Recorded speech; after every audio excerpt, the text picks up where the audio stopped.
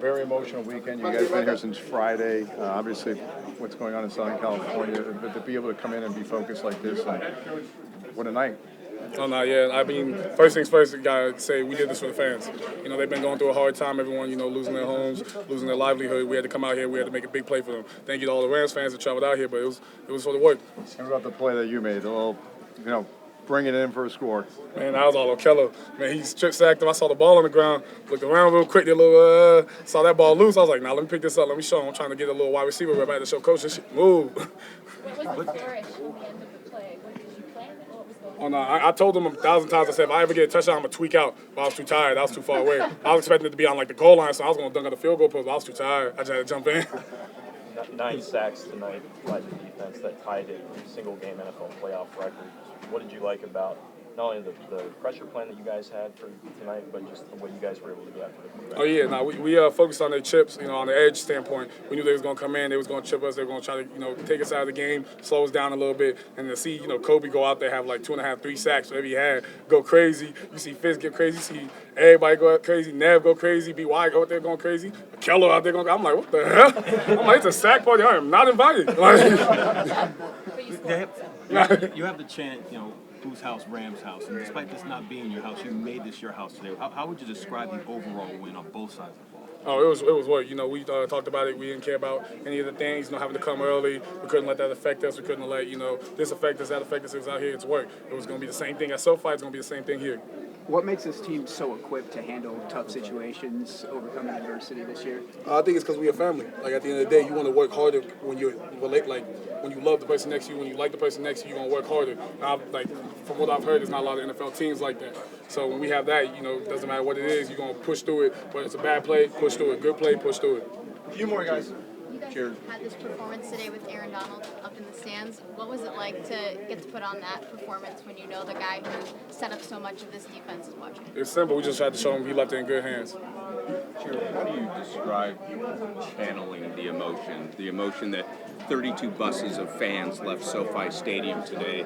Sometimes emotion doesn't show up in a box score, and sometimes it can go the other way. How was it channeled positively? I think it was simple. We just had to make sure, you can't get too high, you can't get too low. After offense scores, we're like, oh yeah, but we got to stop them. They were able to put 3 points on the board pretty early on. We were like, all right, we got to move on from it. Then they get the 6, they go for the 2. We're like, nah, we our mindset, our philosophy, make them snap it one more time. You snap it one more time, you're done for it. What should Sean McVay's leadership into this weekend and being so emotional to get the focus to this game? I mean, he's such a great leader. I don't know many more that are better, if any. But the way that he was able to rally us, the way that he was able to also be real, right? Everybody's been affected by this. It's not something that you can just ignore. The way that he's been able to let us also spend time with our families as well and be there with them, but also be able to remind us, when it's time to work, to get back to work. And then leading us into this game, man, you can't ask for a better leader to rally up behind and to go into battle. 32 buses of fans left SoFi Stadium today. I know you're focusing on football, but what was it like running out and seeing that many Ram fans in Arizona? First, I want to give thanks to Arizona for opening their doors up, allowing us to come in here and making it feel like home for us. When I ran out there for the game time, I was like, man, it's almost like being SoFi, But it was just, the energy was unmatched. They brought the energy and, they helped us win. That's a hard thing to channel emotion sometimes. How did you guys do that in some pretty uncharted waters, so to speak? With the things going on in LA, man, it's out of our control. But we thank everybody that's took their time out to help and what's going on out there while we got a job to do here, and also supporting us from afar and supporting us here. Like you said, 32 buses. I did not know that until just now, but that's amazing. How do you describe how you guys channel that emotion? Yeah, I mean, we knew all week coming out here, and as much as we would have loved to play at SoFi, to put on a game in that stadium would have diverted resources, security, police officers, energy, power from the effort on fire, and that's obviously what's most important right now. And so for us, our job is just to go on the road and, again, like I said, give the people something that they can be hopeful for, give them something if they're going through a hard time at home.